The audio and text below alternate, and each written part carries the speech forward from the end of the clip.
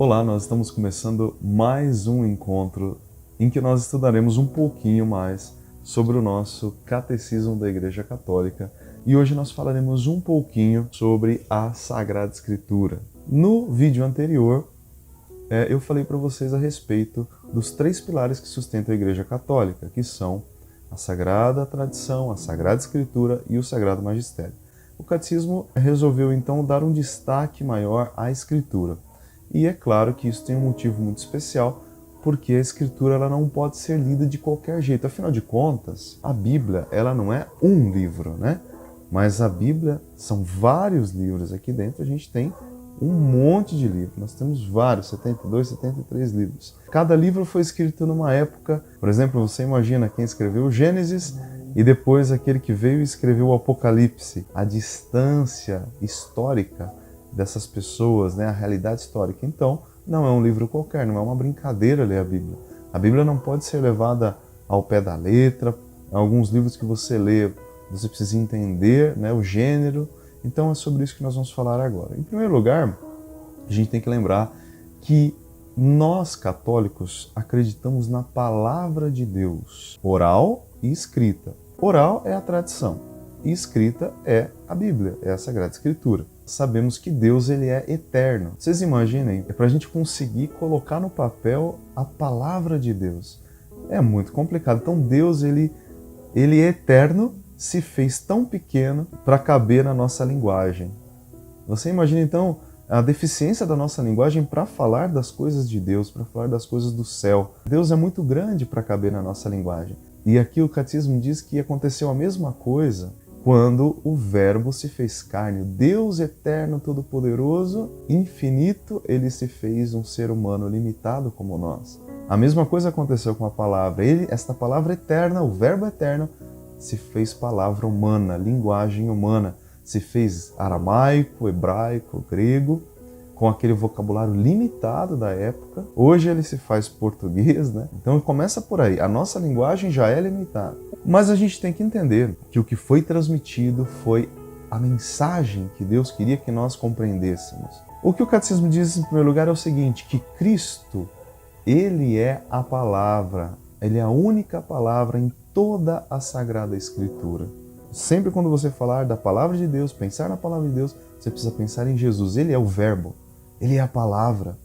Tanto que algumas traduções da Bíblia trazem a palavra verbo, traduzida por palavra. Ele é a palavra eterna do Pai, que se fez homem, que falou, que nos revelou as Escrituras, que falou tudo para nós, que nos explicou o Antigo Testamento, que revelou para nós a sua palavra verdadeira, que levou à plenitude o ensinamento do Antigo Testamento. Então, Cristo é a palavra de Deus. Agora vamos falar sobre a inspiração da Sagrada Escritura. Em primeiro lugar, a gente tem que saber que Deus, ele é o autor da Sagrada Escritura. A palavra é dele, mas ele inspirou homens ao longo da história para que colocassem por escrito tudo e apenas aquilo que ele queria que nós soubéssemos, que nós entendêssemos. Deus tem muitas coisas a nos dizer e ele inspirou homens para colocarem por escrito a sua mensagem. A Escritura ensina o que Deus queria que nós soubéssemos. Quando nós estamos diante da Sagrada Escritura, nós estamos diante do próprio Deus. São Paulo vai dizer que a palavra de Deus é viva. Nós estamos diante do próprio Deus. A igreja vai nos dizer que ela venera a Sagrada Escritura da mesma forma que ela venera o Santíssimo Corpo, Sangue, Alma e Divindade de Nosso Senhor Jesus Cristo na Eucaristia. A mesma adoração se deve, porque Jesus está no pão e Jesus está na linguagem humana. Ele está no pão da Eucaristia e está em linguagem humana nas Sagradas Escrituras. Jesus está vivo, Deus está vivo na Escritura. Quando eu quero que Deus fale comigo, basta eu abrir as Escrituras e deixar Ele falar comigo. Então você tem aí na tua casa a presença de Deus na Sagrada Escritura. Basta abri-la para falar com Ele, para ouvir a sua voz. Quem é que inspirou esses homens a escrever todos os livros da Bíblia? Foi o próprio Espírito Santo. O próprio Espírito Santo inspirou esses homens a escrever esta mensagem que ele queria que nós soubéssemos. Mas para isso nós precisamos estar atentos a muitos detalhes. E o primeiro deles são os gêneros literários.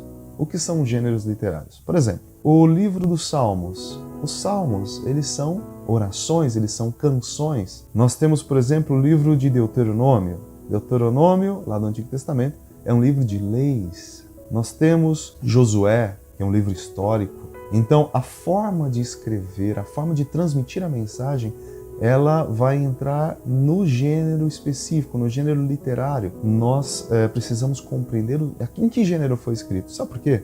Porque se a gente não sabe em que gênero aquele livro foi escrito, a gente vai fazer uma confusão. Aquilo que é para ser entendido como uma figura de linguagem a gente leva ao pé da letra. Às vezes a gente pega um livro que tem lá as figuras de linguagem, a gente não pode levar ao pé da letra. Agora, a gente também não pode pegar um livro histórico, como os evangelhos, e a gente não pode dar uma interpretação metafórica. A gente não pode interpretar o evangelho como se fosse ali um livro de historinha. É um livro histórico, ele deve ser lido como livro histórico. Um livro de leis não pode ser lido como uma poesia, tem que ser levado ao pé da letra. Estão entendendo o que são os gêneros literários? O Concílio Vaticano II nos diz que nós precisamos nos atentar a 3 aspectos ao ler a Escritura. Primeiro, o conteúdo e a unidade da Escritura inteira. Veja, o Antigo Testamento e o Novo, eles estão unidos. A gente consegue perceber isso. A gente viu naquela aula sobre a história da salvação que é uma continuação. Desde que Deus criou o homem e a mulher, ele vai preparando o seu povo, reunindo Israel, trazendo profetas, preparando a vinda do Messias. Depois vem o Messias, ele funda a igreja, ele envia os apóstolos e a igreja até hoje é conduzida pelo Espírito Santo. Então você vê que há um fio condutor em toda a Escritura, há uma unidade em todo o conteúdo da Escritura. Nós não podemos agora que Jesus veio desprezar o Antigo Testamento. Muito pelo contrário, o Antigo Testamento foi toda a preparação, elas estão unidas. Depois, nós temos que ler dentro da tradição da igreja. Eu não posso fazer a minha própria interpretação isolado daquilo que a igreja sempre ensinou. Eu não posso ser um ramo que está fora daquela árvore. Eu não posso. Eu preciso estar unido à videira, né, que é a igreja, para eu poder fazer essa interpretação. Senão, eu vou sair por aí fundando igreja.